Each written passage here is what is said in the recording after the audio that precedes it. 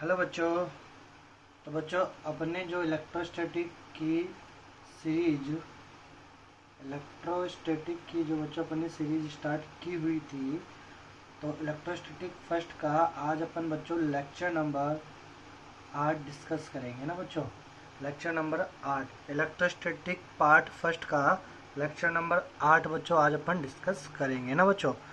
तो बच्चों lecture number 8 में, तो लेक्चर नंबर 7 में अपन ने बच्चों लास्ट पॉइंट की जो पढ़ा था, लेक्चर नंबर 7 में वो पढ़ा था अपन ने electric field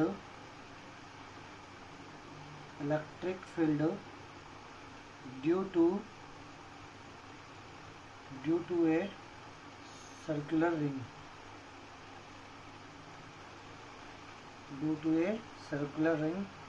on its axis है ना बच्चों। तो electric field due to a circular ring on its axis, ये लेक्चर नंबर 7 का लास्ट पॉइंट था बच्चों अपना, है ना। तो यहीं से अपन आगे स्टार्ट करेंगे अपने लेक्चर नंबर 8 को। तो बच्चों देखो, तो अपन ने जो बात की थी, क्या रिजल्ट आया था अपने पास। ये अपने पास एक रिंग है और इसका ये एक्सिस है बच्चों। अब प्यारे बच्चों इस रिंग की रेडियस आर दी हुई है और इस पे जो आवेश है सतत रूप से वितरित वो कितना है, प्लस के क्यू आवेश है ना बच्चों। और इससे इस सेंटर से एक्स दूरी पे कोई पॉइंट है अक्ष पे ना बच्चों, और इस पॉइंट पे अपन को क्या निकालनी है, इसकी ताकत यानी इसकी स्ट्रेंथ यानी इसकी इंटेंसिटी, उसे अपन बोलते हैं इलेक्ट्रिक फील्ड। अब वो अपने पास ई इज इक्वल टू कितने आ गई थी, के क्यू एक्स बटे are square plus x square की पावर 3/2, ये अपने पास आ गई थी, है ना बच्चों। Are you getting my point बच्चों? ठीक है बच्चों, है ना, ये सब आ गए थे ना अपन ने, अपन को मालूम है ये चीज़। तो चलो अब देखो बच्चों कि यहाँ पे फिर अपन ने ये भी बात की थी, तो पहला रिजल्ट तो ये खत्म हो गया। दूसरे रिजल्ट की जब अपन ने बात की थी बच्चों कि मैक्सिमम इलेक्ट्रिक फील्ड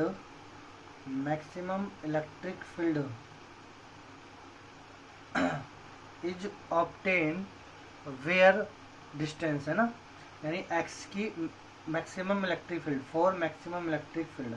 तो एक्स की किस वैल्यू के लिए इलेक्ट्रिक फील्ड मैक्सिमम होगा, तो अपन ने उसका डिफ्रेंशिएशन करके कितना आएगा, x is equal to plus minus r by root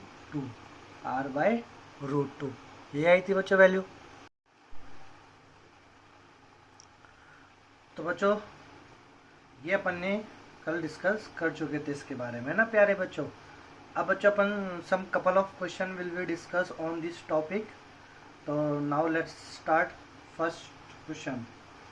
बच्चों पहला क्वेश्चन मैं आपको आपकी स्क्रीन पे या आपके पेपर पे ये रिप्रेजेंट कर रहा हूँ कि मान लो बच्चों आपसे पूछा गया हो कि ये एक सर्कुलर रिंग है, ठीक है, जिसकी रेडियस आपको दे रखी है आर, है ना बच्चों, और इसके एक्सिस पे ये इसका एक्सिस है ना बच्चों,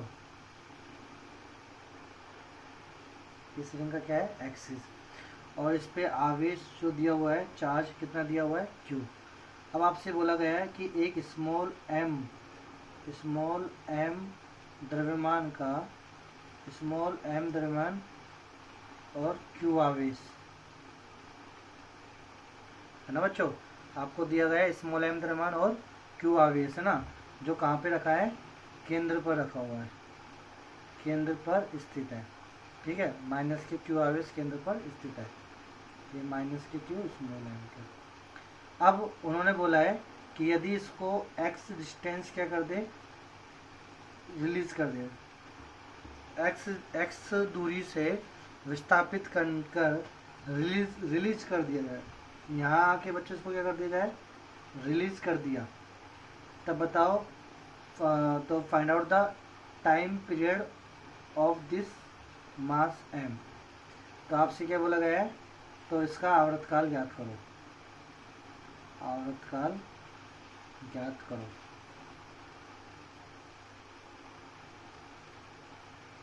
देखो बच्चों क्वेश्चन की लैंग्वेज क्या है, एक माइनस के क्यू आवेश जिसके द्रव्यमान एम है वो केंद्र पे रखा हुआ था पहले। अब इसको कहाँ कर दिया बच्चों, x दूरी विस्थापित करके जब इसको रिलीज करेंगे, छोड़ेंगे, तो छोड़ने पे ये एक दोलन गति करेगा या एक सरल आवर्त गति करेगा, और उस सरल आवर्त गति का आपको आवर्तकाल पूछा है ना बच्चों। तो मैंने आपको बच्चों देखो, मैंने आपको सिखाया था लेक्चर नंबर 3 में 4 में कि सरल आवर्त गति करने के लिए कौन कौन से क्या क्या अपन कॉन्सेप्ट लगाते हैं ना बच्चों। तो सबसे पहले सरल आवर्त गति लगाने के लिए कोई पार्टिकल सरल आवर्त गति करेगा, इसका मतलब वो क्या होना चाहिए, माध्य स्थिति पे होना चाहिए। माध्य स्थिति यानी संतुलन की स्थिति में होना चाहिए वो।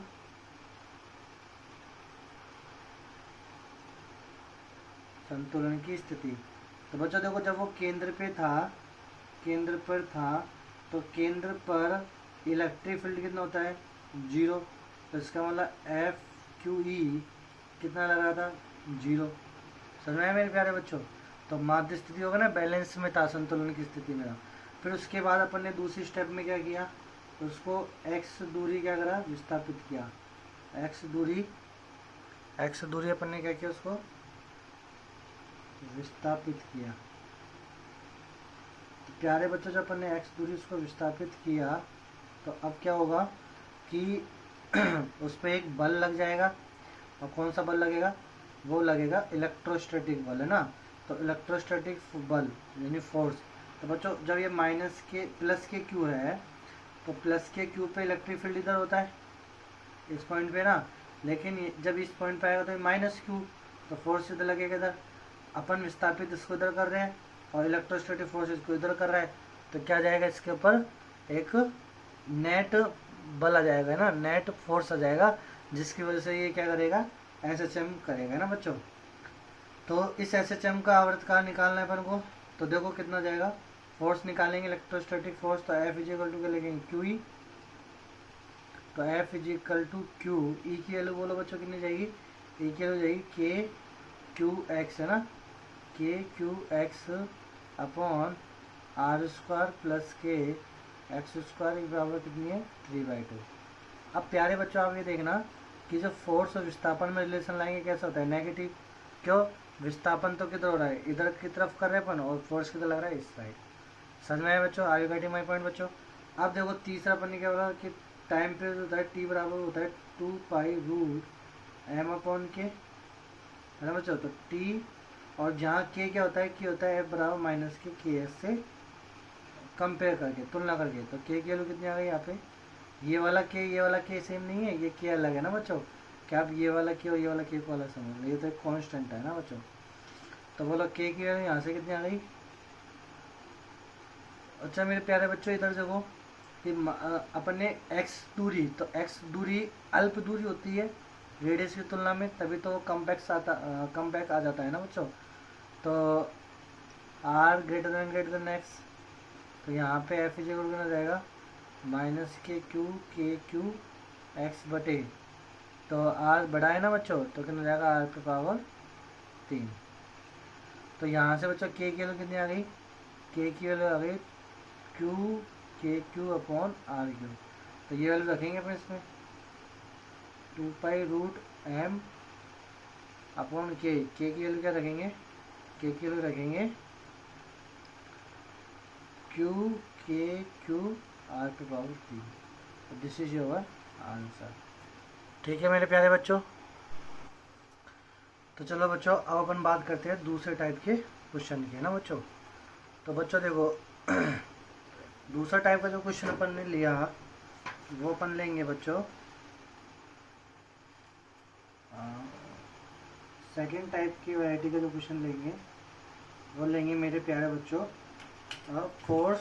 देखो रोड का ले लेते हैं अपन, है ना, एक रिंग। तो ये अपन ने रिंग ली बच्चों, और इसका एक्सिस ये रहा,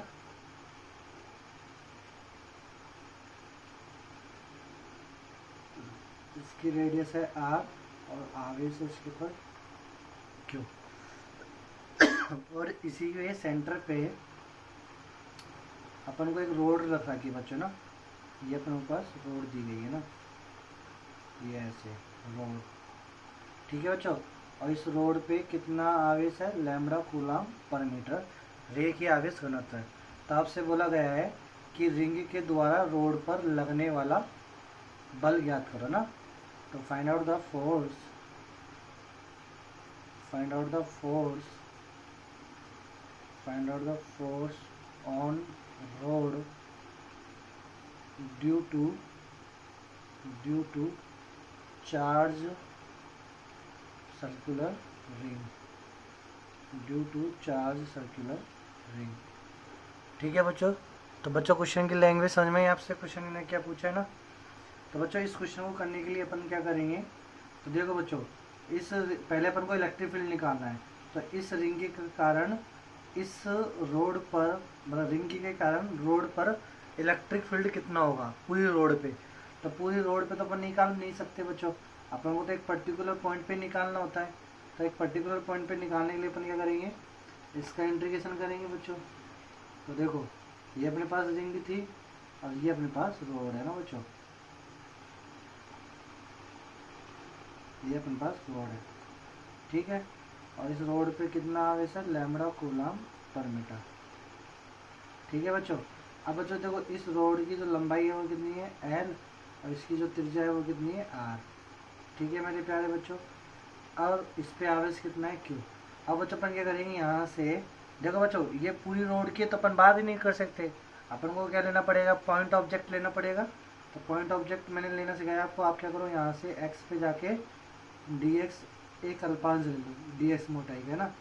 तो डी एक्स मोटाई का अल्पांश लेना, इसके ऊपर आवेश कितना है, तो डी क्यू आवेश होगा, डी क्यू।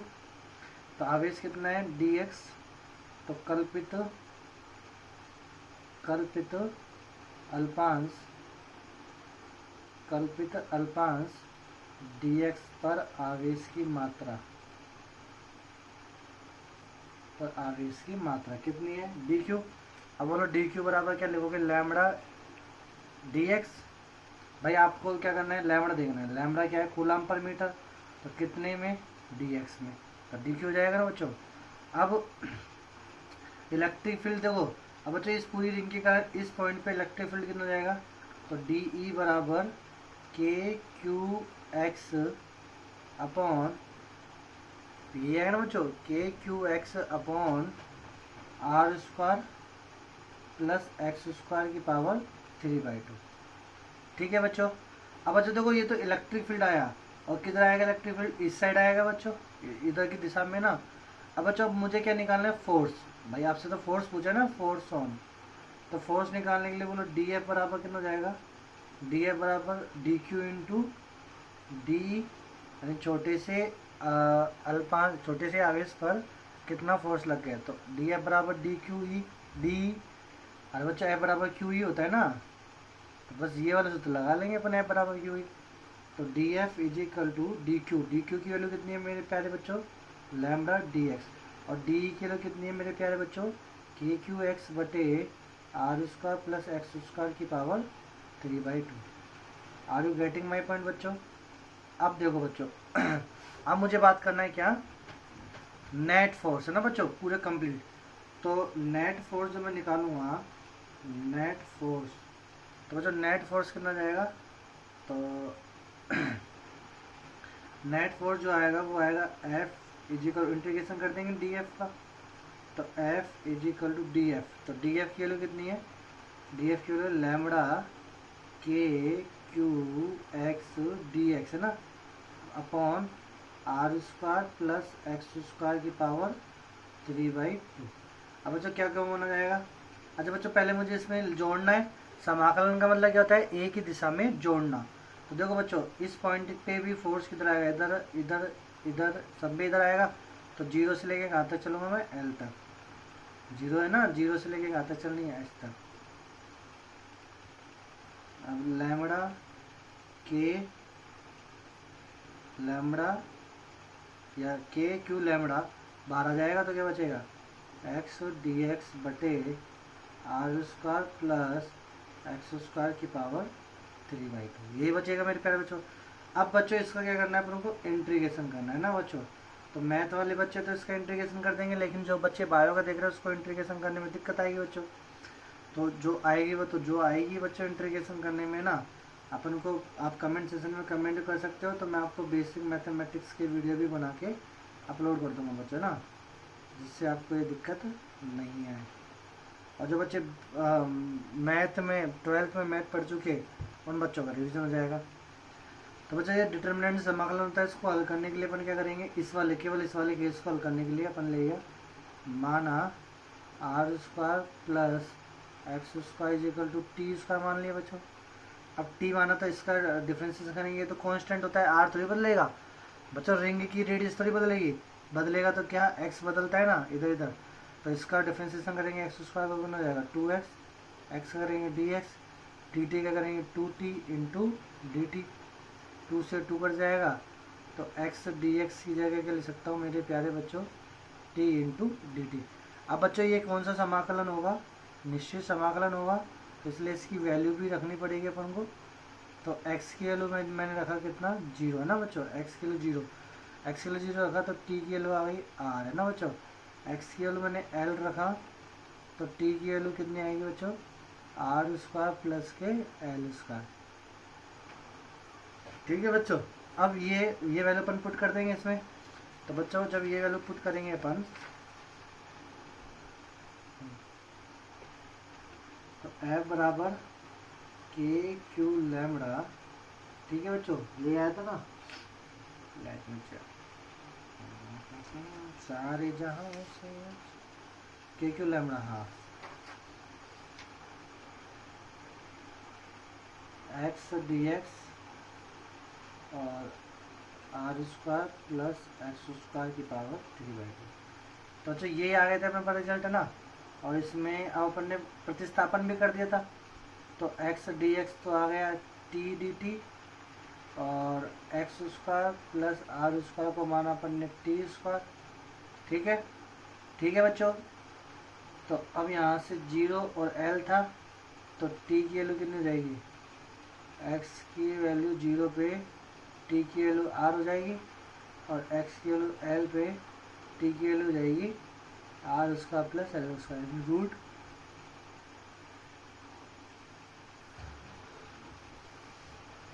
अब बच्चों देखो ये हो जाएगा, अब वैल्यू पुट करेंगे यहाँ पे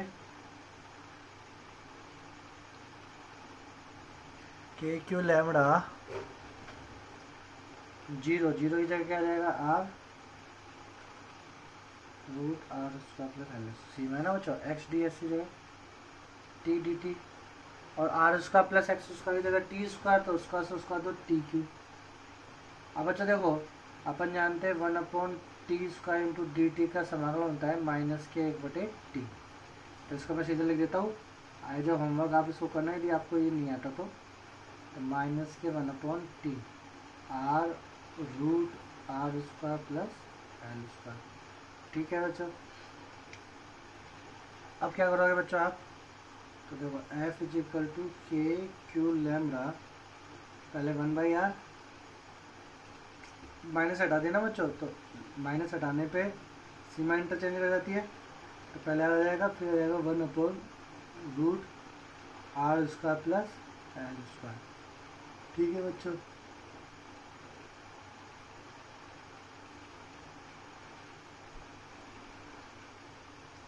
आप चाहो तो इसको ऐसे भी कर सकते हैं, k q lambda upon r common ले लो ना, तो 1 माइनस r बटे root r square plus l. तो ये हो गया बच्चों अपने पास क्या, ये वाले क्वेश्चन का आंसर है ना बच्चों। अब बच्चों देखो अगला क्वेश्चन जो अपन करेंगे, अगला क्वेश्चन बेसिक सा क्वेश्चन है बच्चों, सिंपल सा क्वेश्चन। मैंने आपसे बोला कि आपके पास एक सर्कुलर रिंग है, इस प्रकार है ना, वर्टिकल है ना बच्चों, ऐसे ही है ना, और ये इसका एक्सिस हो गया। ठीक है बच्चों, अब अपन से बोला कि क्या बोला गया अपन से कि इसकी रेडियस r है, उस पर q आवेश इसके ऊपर है ना बच्चों। अब यहाँ पे आप एक मास m और स्मॉल q जिसके ऊपर ना का एक पिंड है, एक पार्टिकल है जो यहाँ पे रखा हुआ है ना। अब बच्चों अपन उसको जैसे ऊपर लेके जाएंगे, उस पर ऊपर फोर्स लगाएंगे, तो जब ऊपर फोर्स लगाएंगे तो क्या होगा कि mg जो होगा वो घटेगा, मतलब mg तो सेम रहेगा लेकिन परिणामी क्या हो जाएगा, इसमें चेंज हो जाएगा। तो अब आपसे क्या बोला गया है क्वेश्चन में, ध्यान से समझो ना बच्चों क्या बोला है क्वेश्चन में। आपसे बोला गया है कि ये जो कण है ना, जो ये सेंटर पे रखा हुआ है, जब अपन इसको x विस्थापित करते हैं तो स्टेबल की जो कंडीशन होती है ना, स्टेबल वो हाउ मेनी वेज, यानी कितने तरीके, यानी कितनी लोकेशन, हाउ मेनी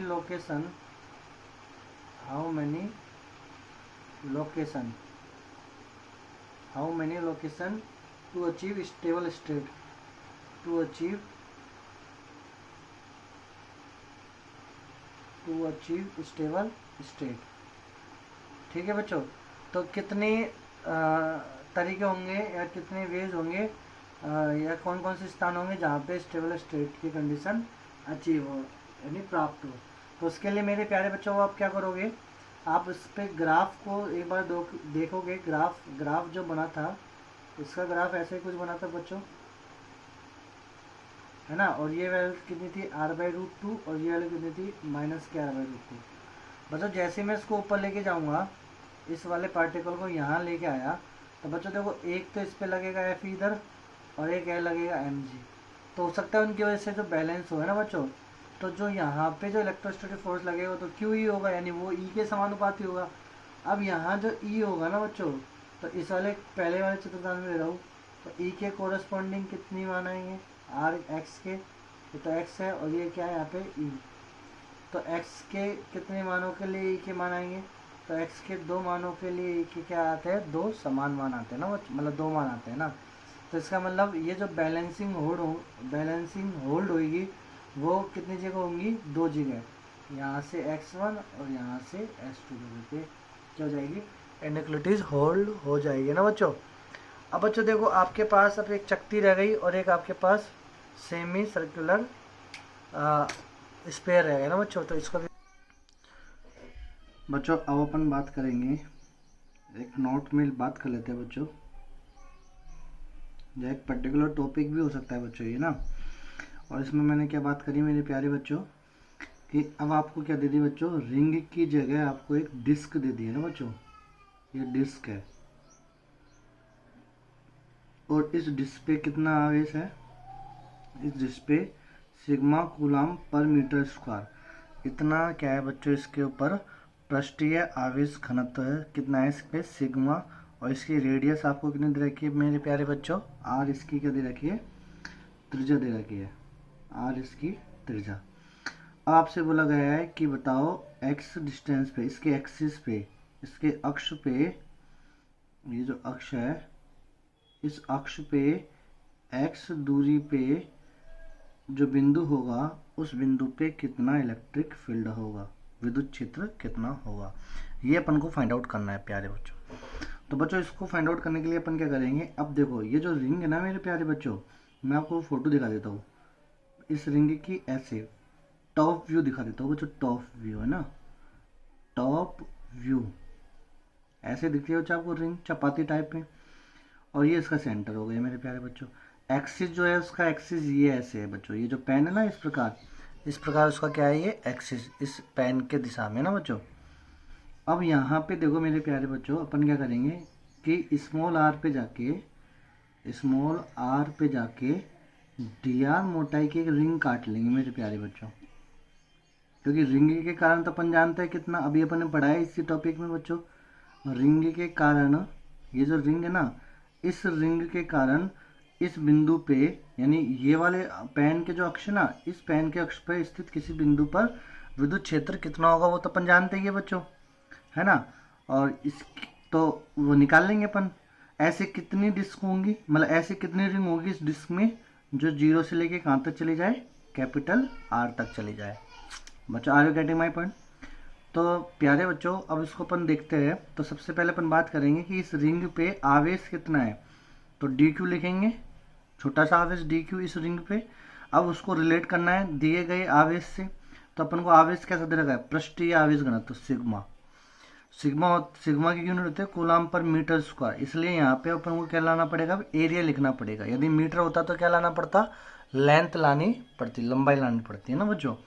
तो एरिया, तो इस रिंग का एरिया निकालना है। तो देखो परिधि कितनी हो गई इसकी 2πr, और मोटाई कितनी हो गई dr। तो ये हो गया अपने पास इस रिंग पे आवेश। ठीक है मेरे प्यारे बच्चों।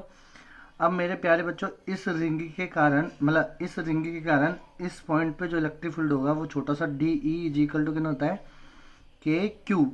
क्यू क्या होता है जो रिंग पे होता है, रिंग पे कितना है d q k Q x, कितनी दूरी पे एक्स दूरी पे, upon r square, small r square होगा भाई रिंग का, r square plus x square की पावर 3/2।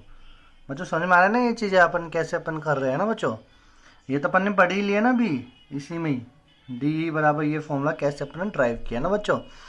अब इसमें अपन क्या करेंगे बच्चों, अब यहाँ पे मेरे प्यारे बच्चों डी क्यू की वैल्यू ये रख देंगे अपन, है ना बच्चों। तो चलो इसको नेक्स्ट पेज में लेते हैं। समझ में आया ना बच्चों यहाँ तक। तो चलो इसको नेक्स्ट पेज पे,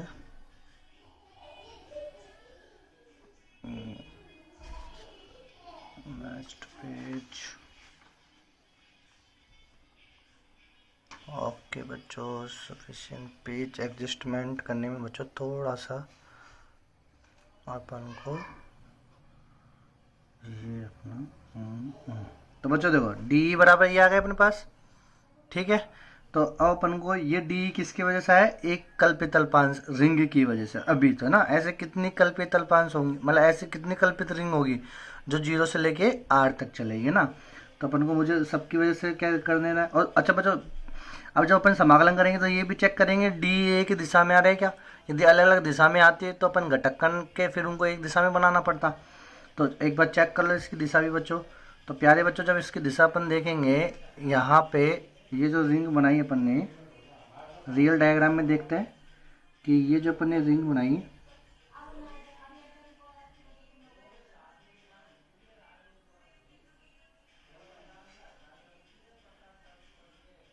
ये जो अपन ने रिंग ली स्मॉल आर और डी आर मोटाई की, और इससे इस पॉइंट पे जो इलेक्ट्रिक फील्ड था उसकी दिशा यहाँ पे थी बच्चों।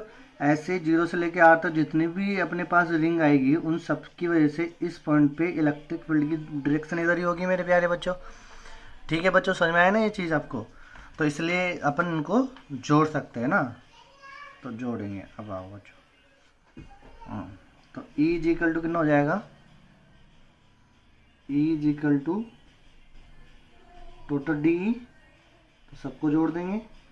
अब डी ई की वैल्यू कितनी है, के डी क्यू एक्स बटे are square plus x square की पावर 3/2।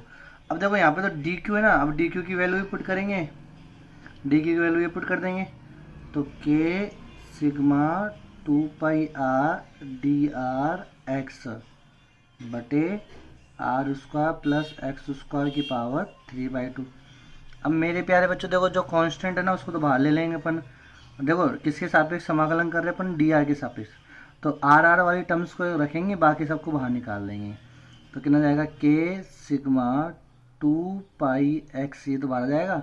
अंदर क्या बचेगा, आर डी आर बटे are square plus x square की पावर 3/2, ये बचेगा बच्चों। ठीक है बच्चों, समझ में आया ये चीज़ आपको। चलो अब आर की वैल्यू अपन को रखनी है, रिंग की वैल्यू डी आर कहाँ से कहाँ जोड़नी है, 0 से लेके कैपिटल आर तक अपन को जोड़नी है। तो E इज इक्वल टू, अब अपने पास बोलो बच्चों वैल्यू रखेंगे के की वैल्यू कितनी थी 1/4πε0। ठीक है, यदि वो फ्री स्पेस में रखा हो तो ε0, और यदि वो माध्यम में हो तो ε0 εr। ये तो सब अपन ने पहली क्लास में डिस्कस कर लिया था बच्चों। अब सिग्मा 2πx है ना, 0 से लेके r upon r square plus x square की पावर 3/2 इंटू डी आर। बच्चों देखो अभी मैंने सेम ये वाला समाकलन किया है आपको, ये वाला जब एक रिंग पे एक रोड रख दी थी अपन ने और उस पर जो फोर्स लगा था, तो ये वाला समाकलन अपन ने किया था बच्चों। तो इस समाकलन का देखो सीधा सा आंसर क्या है, 1/r ही है। तो सेम आंसर इसमें भी आ जाएगा, इसी समाकलन का आंसर। तो पहले तो अपन इसको काट लेते हैं।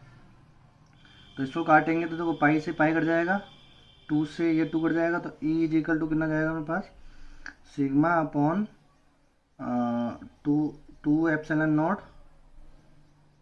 एक्स है ना। और इसका जो समाकलन आएगा बच्चों, तो इसका समाकलन अपने पास कितना जाएगा, इसका समाकलन आ जाएगा माइनस के 1/t, अपन ने प्रतिस्थापन करके वो लिख लिया था d है ना, t, और r से लेके, चलो मैं बता ही देता हूँ ना, अपन r square plus x square को क्या मानेंगे, t स्क्वायर मानेंगे। तो जब स्मॉल r की वैल्यू 0 रखेंगे तो t की वैल्यू कितनी हो जाएगी, x हो जाएगी।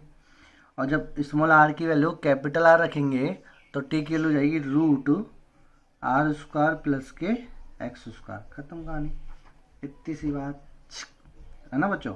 अब देखो जब बच्चों अपन ने समाकलन में प्रॉपर्टी पढ़ी है कि यदि अपन को माइनस हटाना है तो लिमिट क्या कर दो आप, चेंज कर दो, है ना बच्चों, माइनस हट जाएगा। तो सिग्मा एक्स बटे 2 एप्सिलॉन नॉट, अब यहाँ पे अपन रखेंगे उच्च सीमा, तो पहले x आ जाएगा ना, ऊपर माइनस हट जाएगा तो x, तो 1/x t की जगह रखेंगे माइनस के 1/√r स्क्वायर प्लस के एक्स स्क्वायर।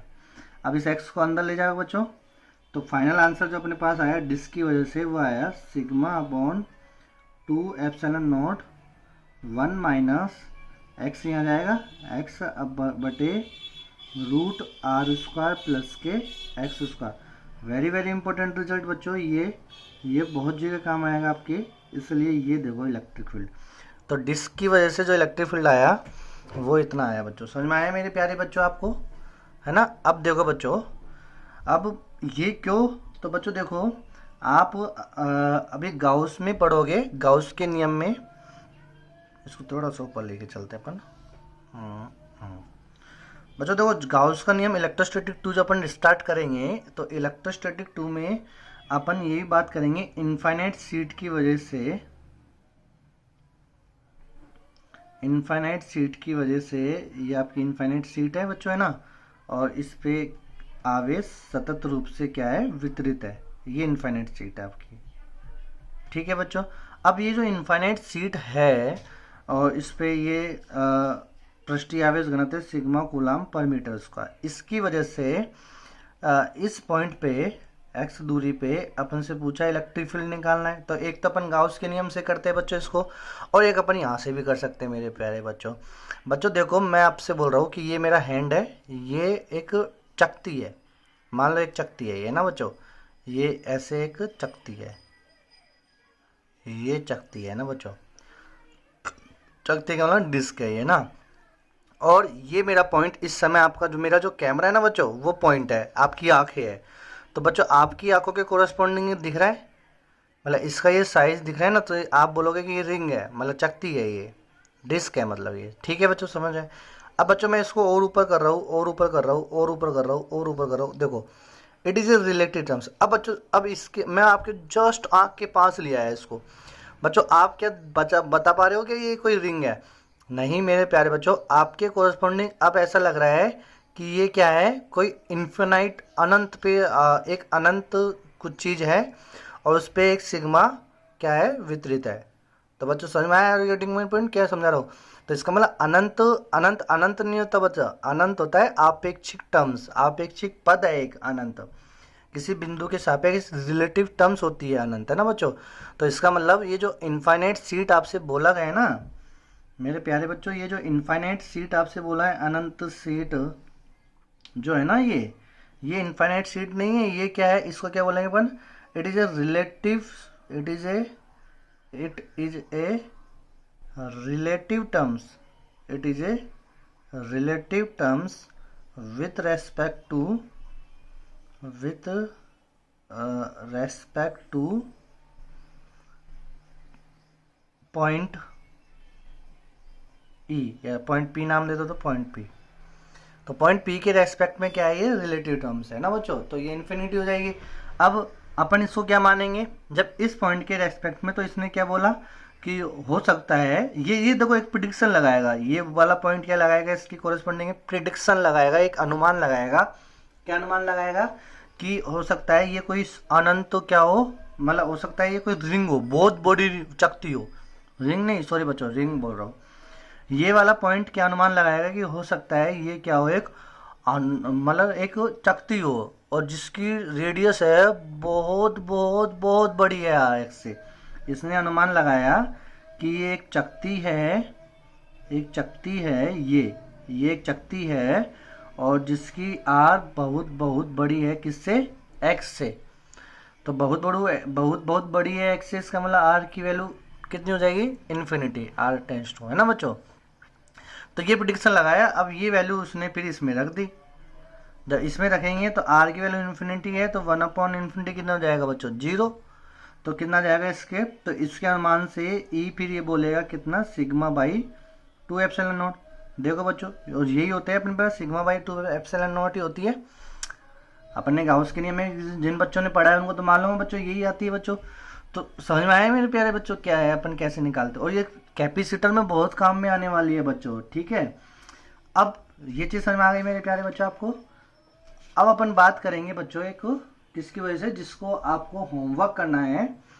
तो मैं आपको होमवर्क दे देता हूँ इसके। तो ये तो चीज़ समझ में आ गई ना बच्चों आपको। चलो अच्छा, एक चीज़ और बताओ इसमें कि ये जो इनफाइनाइट सीट जो है वो क्या एक्स के ऊपर डिपेंड करता है? क्या लोकेशन के ऊपर डिपेंड करता है? लोकेशन कहाँ है? नहीं। जब बच्चों इसको अपन यहाँ पे ले आएंगे तो उसके कोरस्पॉन्डिंग में क्या हो जाएगा? ये इनफाइनाइट हो जाएगा ना। समझ में आया मेरे प्यारे बच्चों? तो उसमें भी सिग्मा बाई 2 एप्सिलॉन। तो यहाँ पे देखो इस सूत्र में एक्स कहीं आ ही नहीं रहा, तो इसका मतलब it is independent of x, infinite sheet की वजह से जो इलेक्ट्रिक फील्ड होता है।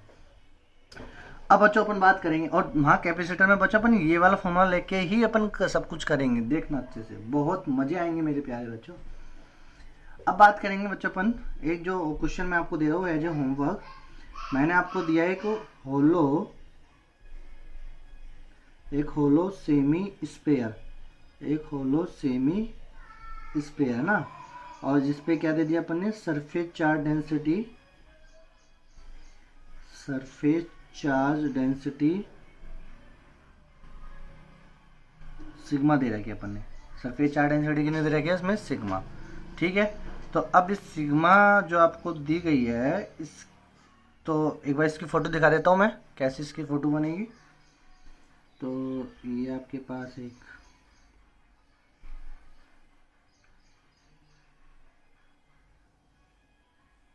ठीक है बच्चों, और ये इसका एक्सिस है, ये इसकी रेडियस है आर। तो बच्चों अब आपसे क्या बोला गया है कि ये जो ये है ना होलो, ये जो है होलो सेमी स्फीयर, इसके ऊपर चार्ज डेंसिटी कितनी है? सिग्मा कूलम पर मीटर स्क्वायर, ठीक है। तो इसकी वजह से ये जो टोकरी मान लो आधी टोकरी, अब इस पॉइंट पे क्या निकालना है आपको? इलेक्ट्रिक फील्ड निकालना है, ठीक है बच्चों। तो और इसका जो आंसर आएगा वो आएगा sigma by 4 epsilon not, sigma by 4 epsilon not. कैसे करोगे आप इसको? तो उसके लिए हिंट मैं आपको दे देता हूँ, एक हिंट जिसकी वजह से आप हिंट को प्रिडिक्ट करके आप कर सकते हो। वो हिंट मैंने दी प्यारे बच्चों आपको कि आप क्या करना, आप सिंपल सी बात है, आप थीटा पे जाके डी थीटा मोटाई की एक रिंग काटना। बच्चों देखो यहाँ पे ये आपका रेफरेंस पॉइंट हो गया, यहाँ से आप थीटा पे जाओगे, थीटा पे जाके आपने क्या करा? डी थीटा मोटाई की, ये जो आएगा ना बच्चों, ये अब ये पार्टिकल नहीं आएगा, ये ऐसे रिंग कटेगी बच्चों, ऐसे रिंग कटेगी। बच्चों देखो ये टमाटो जो होता है ना, आप ऐसे ही करना, टमाटो को सेंटर से जाके ऐसे यूँ काटना थीटा पे जाके, तो वो एक ऐसे रिंग सी कट के आएगी, है ना बच्चों। ये ऐसे रिंग, क्यों? ये होलो है तो रिंग करके आएगी, यदि ये ठोस होता तो चकती करके आती है ना बच्चों। अब इस रिंग की जो रेडियस है, इसकी रेडियस आर है, तो इस रिंग की रेडियस कितनी हो जाएगी? आर कोस थीटा, और इस रिंग से जो एक्स दूरी होती है वो हो जाएगी आर साइन थीटा, है ना बच्चों। अब मैं आपको बता देता हूँ कि मुझे इसकी वैल्यू कहाँ कहाँ रखवानी है। तो रिंग की वजह से इलेक्ट्रिक फील्ड दूसरे पेज में गए क्या? चलो ठीक है, कोई दिक्कत नहीं, अपन इसको यहाँ पे ही समझाते हैं। तो देखो बच्चों, हाँ, जो रिंग थी ना, कल्पित रिंग, कल्पित रिंग में चलो अपन ये वाला दूसरा पेज ले लिया, चलो कोई नहीं, इसी में कर लेते हैं, तो यही कर लेते हैं, यही बता देते हैं। देखो कल्पित रिंग की वजह से जो इलेक्ट्रिक फील्ड आता है वो ई, अब ये छोटा डी ई आएगा और किधर आएगा, डायरेक्शन इसकी इधर ही आएगी, तो डी बराबर कितना हो जाएगा, के क्यू। क्यू क्या होगा, इस रिंग पर जो आवेश होगा इस कल्पित रिंग पे, उसको मैंने डी क्यू बोल दिया।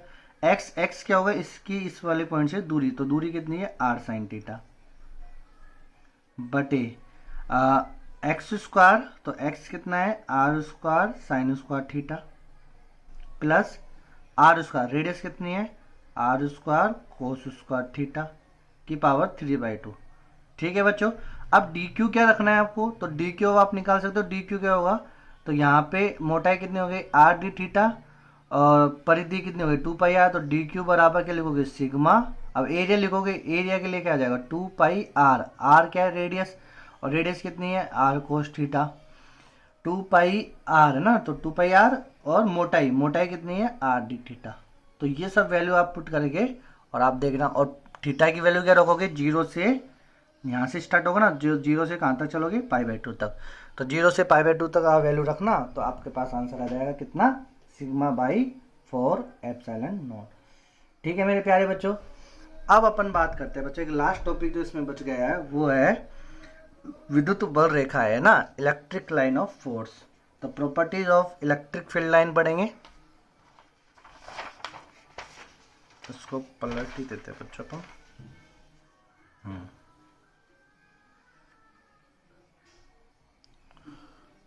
चलो बच्चों, अब अपन डिस्कस करेंगे मेरे प्यारे बच्चों, क्या प्रॉपर्टी ऑफ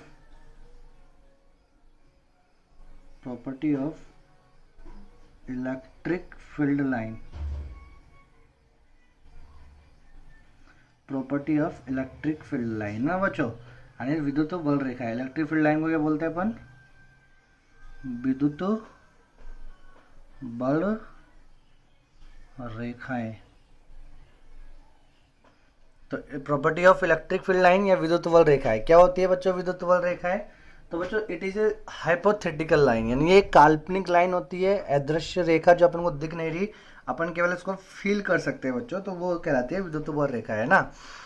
अब विद्युत बल रेखाएं के बारे में कुछ चीजें बस अपन को ये मालूम है कि ये Q से, यदि प्लस के Q आवेश रखा हुआ है, तो प्लस के Q आवेश के सराउंडिंग जब अपन कोई दूसरा आवेश लेके आते हैं तो एक निश्चित बाउंड्री पे आने के बाद इसको क्या कर लेता है, ये अट्रैक्ट कर लेता है या रिपेल कर लेता है, जो भी है। सिमिलर चार्ज लाएंगे तो रिपेल करेगा, और अनलाइक चार्ज लाएंगे तो वो अट्रैक्ट करेगा ना बच्चों।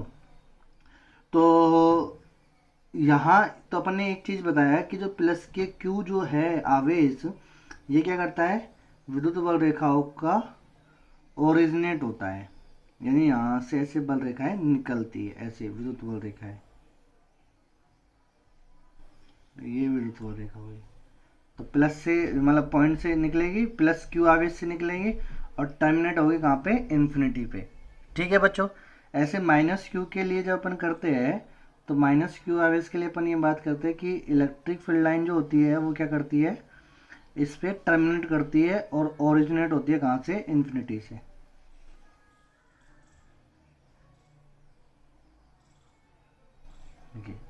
तो अपन ने क्या बोला यहाँ, इन्फिनिटी से, तो इसका मतलब एक चीज हो गई कि इलेक्ट्रिक फील्ड लाइन टर्मिनेट और ओरिजिनेट कहाँ से हो सकती है, अनंत से, यानी अनंत पे वो खत्म भी हो सकती है और अनंत से वो स्टार्ट भी हो सकती है ना बच्चों। तो ये तो हो गया, और प्लस Q से तो हमेशा ओरिजिनेट होगी, या माइनस Q पे हमेशा क्या होगी, टर्मिनेट होगी।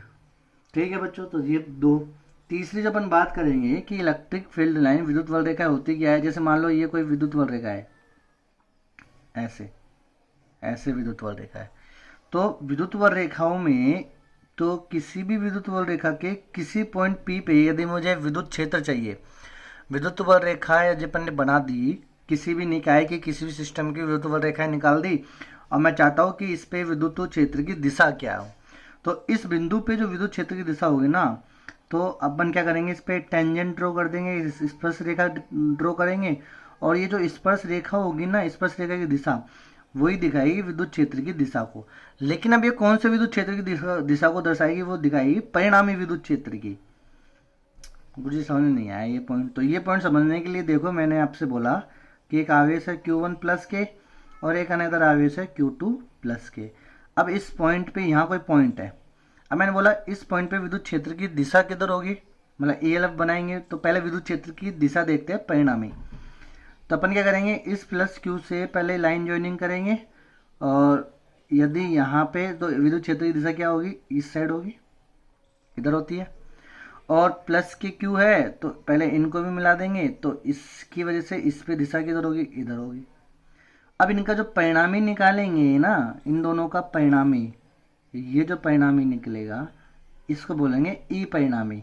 और विद्युत बल रेखाएं जो इन दोनों की बनेगी ना, तो वो ऐसी ही बनेगी कि जब अपन टेंजेंट इस पर ड्रॉ करेंगे ना तो वो ऐसा सब कुछ आए, तो ऐसी इसमें टेंजेंट बनेगी और ऐसे बनती है इसमें टेंजेंट।